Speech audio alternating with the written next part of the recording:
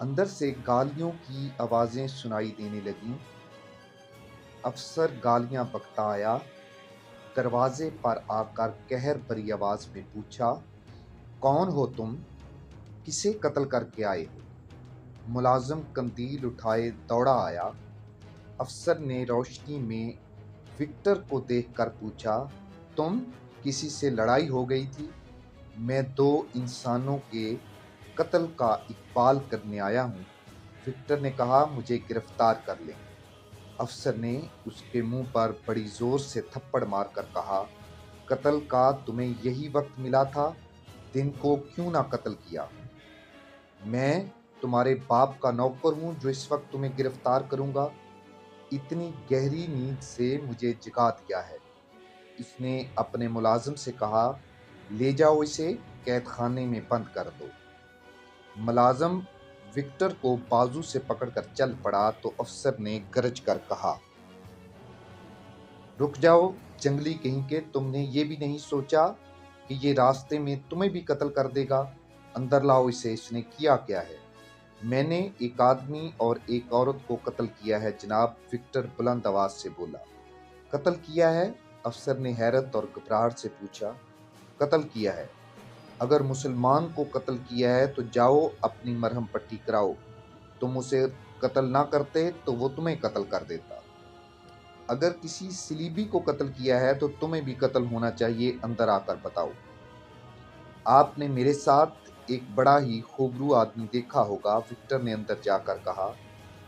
اس نے چنگیز کا وہ عیسائی نام بتایا جس سے وہ جانا پہچانا جاتا تھا۔ کہنے لگا، میری دوستی ایک عورت کے ساتھ تھی، میرے اس ساتھی نے اس عورت کو ورغلایا اور میرے اور اس کے تعلقات میں دراڑ ڈالی۔ اس عورت کے ساتھ دوستی کر لی اور اس سے میری بے عزتی کرائی۔ میں اس عورت کی دوستی سے دستبردار نہیں ہونا چاہتا تھا۔ ان دونوں نے مجھے بہت مشتعل کیا۔ میں نے آج رات انہیں اکٹھے بیٹھے ہوئے دیکھ لیا۔ میں دراصل انہیں دیکھنے ہی گیا تھا۔ انہیں میں نے ایسی حالت میں دیکھا جو میری برداشت سے باہر تھی۔ میں نے عورت پر حملہ کیا اور اسے خنجر سے مار ڈالا، پھر اپنے رقیب کے ساتھ خنجر بازی ہوئی۔ مجھے یہ 2 زخم آئے ہیں، اسے بھی 2 ہی زخم آئے ہیں، مگر مہلک ثابت ہوئے۔ کہیں بھاگ جانے کی بجائے میں آپ کے پاس آ گیا ہوں۔ افسر نے کہا، عورت کے لیے قتل ہونا یا قتل کرنا عقل مندی تو نہیں؟ یہ افسر بالکل سنجیدہ نہیں لگتا تھا۔ وہ شاید وکٹر کو چھوڑ دیتا، مگر صبح ہوتے ہی لاشیں دیکھی گئیں۔ ہرمن اور اس کے نائب کو پتہ چلا تو دونوں غصے سے پاگل ہونے لگے۔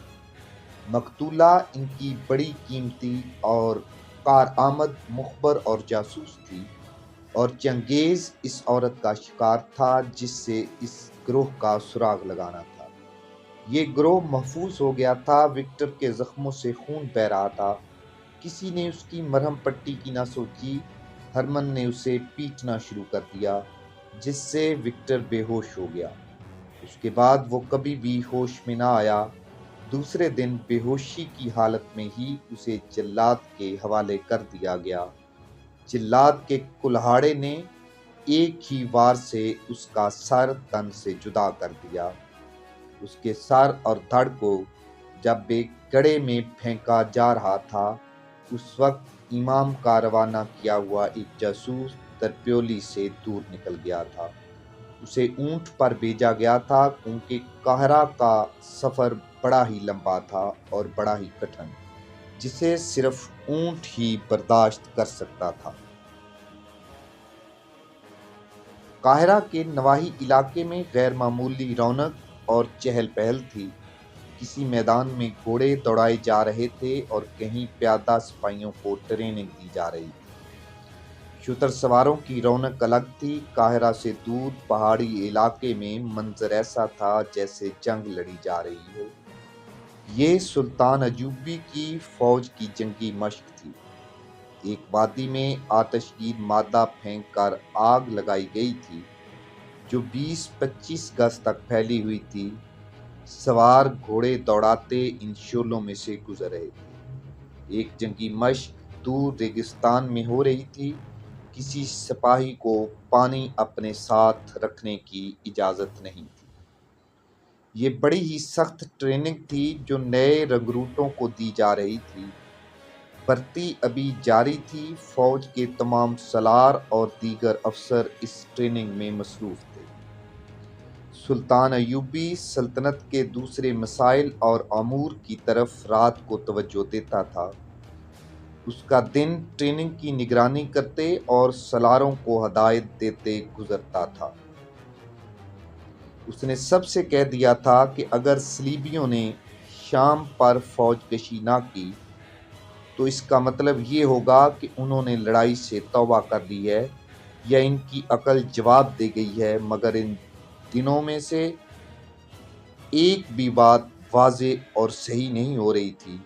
وہ ضرور کسی نہ کسی وقت آئیں گے، سلطان ایوبی کہہ رہا تھا۔